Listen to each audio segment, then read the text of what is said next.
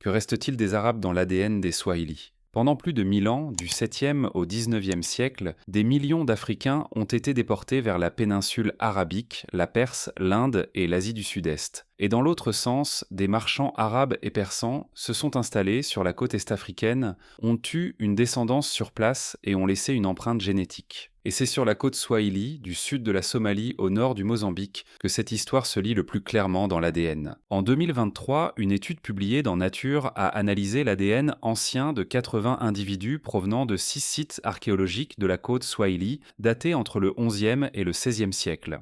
Et la première surprise, c'est que les marchands qui se sont installés et ont laissé une descendance n'étaient pas arabes, ils étaient persans. Les marqueurs génétiques pointent vers l'Iran actuel, la région du Shiraz et du Golfe Persique, pas vers la péninsule arabique. Certains individus médiévaux portaient une ascendance persane estimée à la moitié de leur génome, parfois davantage, et la traite jouait dans les deux sens. Les marchands persans amenaient des biens et repartaient avec des esclaves africains. Mais ceux qui restaient sur la côte avaient des enfants avec des femmes locales. L'asymétrie est nette dans l'ADN, l'ascendance persane arrive principalement par les lignées paternelles. L'ascendance africaine domine les lignées maternelles. Des hommes persans, des femmes africaines. Et le statut social semble avoir été lié à cette ascendance. Les individus retrouvés dans les tombes les plus prestigieuses des cimetières musulmans côtiers portaient les taux d'ascendance persane les plus importants, tandis que ceux issus de sépultures plus modestes avaient davantage d'ascendance africaine. L'apport arabe sur l'ascendance globale est venu plus tard. Au XVIIe siècle, le sultanat d'Oman prend le contrôle de la côte et de Zanzibar. Les Omanais établissent un empire commercial centré sur la traite d'esclaves.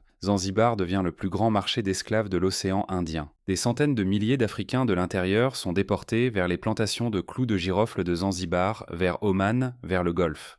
C'est cette période qui a ajouté la couche arabe omanaise à la couche persane plus ancienne. Les Swahili d'aujourd'hui portent toujours ces strates dans leur ADN. En moyenne, un socle africain bantou majoritaire, une composante persane médiévale et un apport arabe omanais plus récent. Si vous ne voulez pas rater la prochaine vidéo sur la génétique des peuples, abonnez-vous.